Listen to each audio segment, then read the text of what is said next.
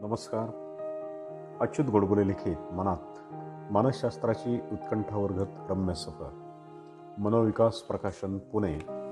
पृष्ठ क्रमांक 280 ते 283. Carl Rogers. मानवतावादी मानसशास्त्र. अस्तित्ववादाचं मानसशास्त्रीय अमेरिकन रूप म्हणजे मानवतावादी मानसशास्त्र असं म्हणतात. अस्तित्ववादाप्रमाणेच यातही समजायला अवघड अशा बऱ्याच थिरीज आहेत, पण त्या समजावून सांगणारा अमेरिकेच्या मानसशास्त्राच्या इतिहास सगळ्यात जास्त प्रभावशाली मानसशास्त्रज्ञ म्हणून कार्ल रॉजर्स याचं नाव घ्यावं लागेल. मानसशास्त्राला मानवतावादी चेहरा देण्याचं काम कोणी केलं असेल तर ते कार्ल रॉजर्स यांना. 8 जानेवारी 1902 मध्ये ओक पार्क, शिकागो, इलिनॉय येथे जन्माला आलेला कार्ल हा 6 भावंडातला चौथा होता. त्याचे वडील ऑल्टर हे सिव्हिल इंजिनियर, तर आई जुलिया ही गृहिणी होती. बालवर्गात जायच्या आधीच त्याला वाचता येत होतं, यामुळे त्याला एकदम दुसऱ्या इयत्तेतच घातलं. लहानपणापासून चुणचुणीत असलेल्या कार्ल रॉजरचं शिक्षण अत्यंत कर्मठ अशा धार्मिक वातावरणात झालं. घरातल्या कडक शिस्तीमुळे तो एकलकोंडा पण शिस्तप्रिय आणि स्वतंत्र वृत्तीचा बनला. कार्ल 1928 साली कोलंबिया विद्यापीठातून MA केलं. पदवी मिळाल्यानंतर आपल्या आईवडिलांच्या विरोधाला न जुमानता त्यानं हेलेन इलियट हिच्याशी लग्न केलं आणि तो न्यूयॉर्क शहरात स्थायिक झाला. तिथे तो धर्मशास्त्रावरची भाषणं ऐकायला लागला. 1931 मध्ये त्याने कोलंबिया विद्यापीठातनं डॉक्टरेट मिळवली. PhD नंतर तो लहान मुलांचा अभ्यास करण्यात गर्क झाला. यावेळी त्यानं ऑट्टो राईन थेरपीचा अभ्यास केला.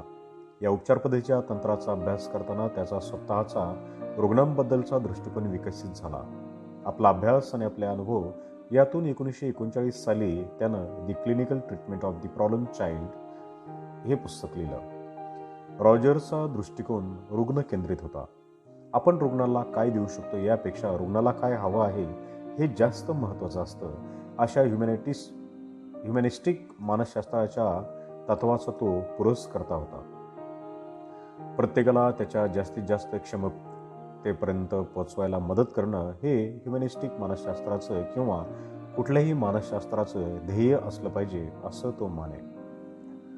1940 साली ओहियो स्टेट विद्यापीठात त्यानं क्लिनिकल सायकोलॉजीमध्ये प्राध्यापक म्हणून काम करायला सुरुवात केली. याच दरम्यान म्हणजे 1942 साली त्याने दुसरं पुस्तक काउन्सिलिंग अँड सायकोथेरपी लिहिलं. या पुस्तकात त्यानं रुग्णासोबतचं नातं आणि रुग्णाला समजून घेता येणाऱ्या अडचणी याविषयी लिहिलं होतं. 1945 साली कार्ल रॉजर्सला शिकागो विद्यापीठात काउन्सिलिंग सेंटरच्या उभारणीसाठी आमंत्रित केलं गेलं. त्याच्या वैज्ञानिक संशोधनाबद्दल अमेरिकन सायकोलॉजिकल असोसिएशननं त्याला 1956 साली गौरवलं. 1961 साली त्याचं सगळ्यात जास्त प्रसिद्ध पावलेलं पुस्तक ऑन बिकमिंग अ पर्सन हे पुस्तक प्रकाशित झालं. माझ्या पूर्वीच्या व्यावसायिक वर्षांमध्ये मी रुग्णांवर कसा उपचार करणार, कसं त्याला बरं करणार किंवा त्याला मी कसं बदलवणार असे प्रश्न मी त्याला विचारायचो. पण आता मी त्या प्रश्नांचा रोग बदलला आहे. आता या माणसांच्या वैयक्तिक जाणीवांच्या आणि क्षमतांच्या विस्तारासाठी मी त्याच्याशी कशा प्रकारचं नातं प्रस्थापित करू शकतो असा विचार तो करतो. असे मानवतावादी विचार या पुस्तकात रॉजर्सने मांडले आहेत. 1887 मध्ये त्याचा मृत्यू होईपर्यंत तो वेगवेगळ्या विद्यापीठांमध्ये शिकवण्याबरोबरच थेरपी देणं, भाषणं देणं, लेखन करणं हे सातत्यानं करत होता. व्यक्तिवादी दृष्टिकोन, व्यक्तिमत्व आणि माणसामधलं नातं समजून घेणं याकडे रॉजर्सचं विशेष लक्ष होतं. त्याची एकूण 16 पुस्तकांनी 200च्या वर लेख प्रकाशित झाले. त्याचे सगळ्यात प्रसिद्ध पुस्तक on becoming a person, client centered therapy, freedom to learn, a way of being, on personal power, becoming partners, marriage and its alternatives ही आहेत. फ्रीडम टू लर्न या पुस्तकात कार्ल रॉजर्स यानं आपल्याला शाळेकडून काय अपेक्षित आहे, मुलांना त्यातून काय मिळालं पाहिजे, आपल्या लोकशाहीवर आधारित असलेल्या व्यवस्थेमध्ये शाळांचा सहभाग कशा पद्धतीने असला पाहिजे हे लिहिलंय. ऑन बिकमिंग अ पर्सन या पुस्तकात त्यानं रुग्णकेंद्रित थेरपीवर भर दिला. अ वे ऑफ बिईंग या पुस्तकात त्यानं मानवतावादी मूल्यांवर विशेष भाष्य केलं. फ्रॉइडप्रमाणेच रुग्णांचा अभ्यास करून रॉजर्सनं आपली थिअरी विकसित केली होती. पण त्याच्यात आणि फ्रॉइडमध्ये असलेला फरक म्हणजे रॉजर्स माणसांना चांगलं आणि निरोगी मानायचा. मनोविकार आणि गुन्हेगारी वृत्ती या माणसाच्या मूळ प्रवृत्ती नसून तो फक्त माणसाच्या नॉर्मल वागण्यात परिस्थितीमुळे घडणारा बदल आहे, असं रॉजर्स म्हणत होता. रॉजरच्या म्हणण्यानुसार माणसाला त्याच्यासाठी काय चांगलं आहे याची नैसर्गिक जाणीव असते. उत्क्रांतीने आपल्याला संवेदना, आवड निवड, बरं वाईट ओळखणं शिकवलेलं असतं. भूक लागली की आपण अन्न शोधतो, पण नुसतं अन्न शोधतो असे नव्हे तर चविष्ट अन्न शोधतो.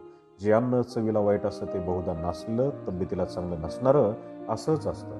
म्हणजे चांगली वाईट चव आपल्याला नैसर्गिकरित्या कळते. रॉजर्स आपल्या नैसर्गिकरित्या आवडणाऱ्या भावनांचं दुसरं उदाहरण देतो. आपण प्रेम, ममता अशा सकारात्मक भावनांना महत्त्व देतो. लहानपणापासूनच मुलांकडे लक्ष द्यावं लागतं आणि त्यांच्यावर प्रेम करावं लागतं. असं केलं नाही तर त्यांची निकोप वाढ होत नाही. म्हणजे भावनांमध्येही सकारात्मक भावना आपल्याला नैसर्गिकरित्या लहानपणापासून उपजतच आवडत असतात. याला रॉजर्स पॉझिटिव्ह रिगार्ड म्हणतो. मानवतावादी भावनांपेक्षा पैशाला, तुमच्या नोकरीतल्या स्थानाला महत्त्व देणारे जग निर्माण झाल्यानंतर स्वार्थीपणा, त्यातून गुन्हेगारी अशा नकारात्मक भावना आणि मनोविकारासारख्या समस्या निर्माण झाल्या, असं रॉजर्सचं मत आहे. आपल्याला इतर लोक जी वागणूक देतात त्यावर आपलं स्वतःबद्दलचं मत तयार होत जातं. लहानपणी पालक, पानातली भाजी संपवलीस तर चॉकलेट मिळेल, परीक्षेत चांगले मार्क्स मिळाले तर बक्षीस मिळेल, अमुक तमुक वागलास तर पालक, शिक्षक, सहकारी तुला प्रेम देतील, पण आपण चांगले वागलो तरच, असं शिकवत असतात. आपण एखादी गोष्ट मिळायला लायक आहोत असं दाखवून दिल्याशिवाय ती गोष्ट आपल्याला मिळत नाही. याला कंडिशन्स ऑफ वर्थ म्हणतात. या सगळ्यातून आपण स्वतःबद्दलचं एक मत बनवतो. आपण वागतो त्यावरून लोक आपल्याला जे काही म्हणतात त्यावर ते मत आधारलेलं असतं. हा ऐकतो, हा गुणी आहे, किंवा हा ऐकत नाही म्हणून हा हट्टी आहे, अशा प्रकारचं आपलं कंडिशनिंग समाज करत असतो. यातून आपलं स्वतःबद्दलचं मत जर चांगलं बनलं तर आपल्यातला आत्मविश्वास वाढतो. मात्र जर लहानपणापासून कोणी हिडीस करून आपल्याला वाढवलं असेल तर माणसात अनेक त्रुटी, कमीपणा अशा भावना निर्माण होतात. यामुळे आपलं स्वतःबद्दलचं मत जर चांगलं नसेल तर आपल्याला असहाय्य, एकाकी वाटतं आणि असं आपल्याविषयीचं मत एकदा नकारात्मक झालं की नंतर आयुष्यात जे काही करू त्यात आपण अयशस्वी ठरायला लागतो. आपल्याला स्वतःबद्दलचं इतरांचं सकारात्मक मत इतकं गरजेचं वाटत असतं आणि ते इतर आपल्याविषयी काय म्हणतायत त्यावर अवलंबून असतं. त्यामुळे इतरांनी चांगलं म्हणण्यासाठीच्या अटी पाळणंही आपल्याला सतत आणि प्रचंड महत्त्वाचं वाटतं. आपण त्या अटी पूर्ण करायला धडपडतो, पण आपल्या क्षमतांचा पूर्ण वापर करण्याच्या दिशेने यात विचार नसतो. तर समाजाला काय केल्यानं बरं वाटेल हा विचार असतो. आपलं चांगलं व्हावं हा हेतू समाजातल्या लोकांचा असतोच असं नाही. समाजाला शहाणा वाटणारी मुलं निरोगी आणि आनंदी असतंच असं नाही. काही काळानंतर मग इतरांनी आपल्यासाठी ठरवलेली पातळी प्राप्त करण्यासाठी आपण धडपडतो. आपल्यातला खऱ्या क्षमतांचा वापर करून जे साध्य करायला हवं ते हे असतंच असं नाही. प्रत्येक माणूस वेगळा असतो. त्याची जडणघडण बघून तो कुठे पोचेल याचा विचार करून त्याला ध्येय ठरवायला हवं, असा विचार समाजात नसतो. मुठभर लोकांना आदर्श मानून सगळ्यांसाठीच बरं वाईट काय हे ठरवलं जातं. त्यामुळे तशी ध्येय साध्य करण्यात अनेक जण अयशस्वी ठरतात आणि स्वतःचीच किंमत कमी लेखायला लागतात. पॉझिटिव्ह सेल्फ रिगार्ड असणं म्हणजे स्वाभिमान, आत्मसन्मान, स्वतःची किंमत, स्वतःची सकारात्मक प्रतिमा याला आपण महत्त्व देणं. समाजाला हवं असलेलं आयुष्य आपण जगायला लागलो तर आपण एक आदर्श सुप्रतिमा म्हणजे आयडियल सेल्फ तयार करतो. उदाहरणार्थ, सगळ्या विषयात A ग्रेड मिळाल्याशिवाय तुम्हाला किंमत नाही असं एखाद्याला शिकवलं असेल, पण त्याची जर तेवढी क्षमता नसेल तो घाबरतो आणि तेवढे मार्क मिळवणं ही त्याला धमकीच वाटायला लागते. सामान्यतः अशी एखादी धमकीवजा परिस्थिती निर्माण झाली की घाबरून आपल्या सगळ्यांनाच मग पळत सुटावं असं वाटतं. ते शारीरिकदृष्ट्या शक्य झालं नाही की आपण मानसिकरित्या पलायनवाद स्वीकारतो, निरनिराळी कारणं शोधतो. मग या परिस्थितीमध्ये माणूस परीक्षाच देत नाही किंवा दिली तर रिझल्ट विचारत नाही. अशा प्रकारे ती परिस्थिती नाकारून म्हणजे डिनायल, तो त्यातून बाहेर पडायचा प्रयत्न करतो.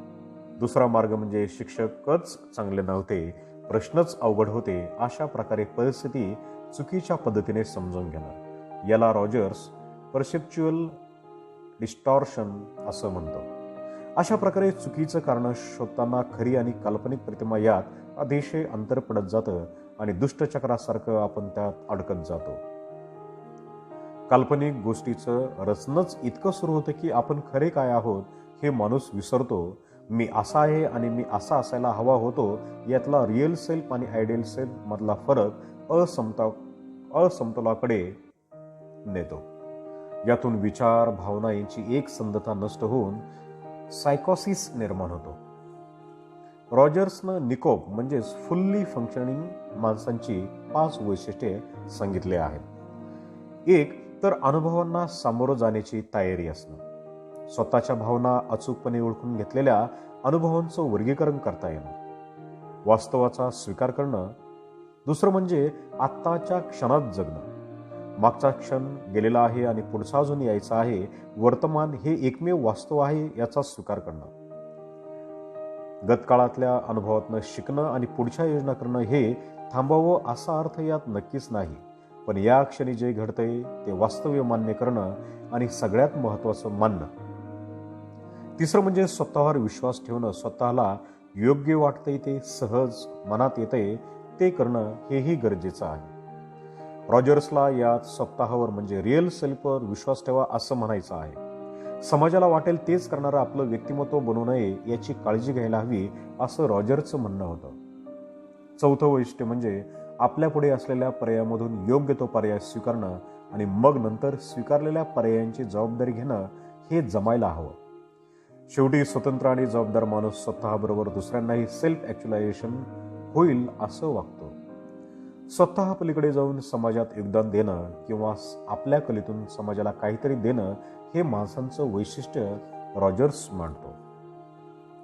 माणसानं स्वतःवर विश्वास ठेवून योग्य अयोग्य याचा निर्णय घेऊन कृती करायला हवी असं रॉजर्स म्हणतो. मात्र तुम्हाला हवं ते करा. म्हणजे तुम्ही सॅडिस्ट असाल तर लोकांना दुखवा, दारू किंवा ड्रग्जमध्ये आनंद मिळत असेल तर तसं करा असाही याचा विपरीत अर्थ काहींनी काढला. म्हणूनच काहींनी रॉजरच्या विधानावर आक्षेप घेतला. खरं तर स्वतःच्या आणि मानवाच्या अस्तित्वासाठी योग्य काय ते करा असाच रॉजरच्या विधानाचा अर्थ होता. एकूण स्व या संकल्पनेला नीट आकार देण्याचं काम कार्ल रॉजर्स या ह्युमॅनिस्टिक मानसशास्त्रज्ञाने केलं. केवळ माणूस हा स्वतःच्या अनुभवांच्या दुनियेत राहत असतो. या दुनियेत केंद्रस्थानी तो स्वतः असतो. सोची जोपासना, सांभाळ आणि ॲक्च्युलायझेशन ही प्रत्येकाची खरी तळमळ असते. या सोची निकोप वाढ आणि पूर्णत्वाकडे वाटचाल या माणसांच्या अंतप्रेरणा असतात. या स्वला धोका निर्माण होतोय असं वाटलं तर माणूस स्वतःचं संरक्षण करायला लागतो. त्यात तो घटनांचा अर्थ मग वेगळ्या पद्धतीने लावतो आणि संरक्षणाच्या पद्धती शोधतो. अशा पद्धतीमधून मनोविकार वाढू शकतात. म्हणजेच बिघडलेला स्व दुरुस्त करण्याचं काम करायला हवं असं रॉजर्सनं मांडलं. रॉजर्स बरोबरच मॅस्लो, व्हिक्टर फ्रँकल आणि एरिक फ्रॉम यांनीही ह्युमॅनिस्टिक सायकोलॉजीमध्ये मोलाची भर घातलेली आपल्याला दिसून येते.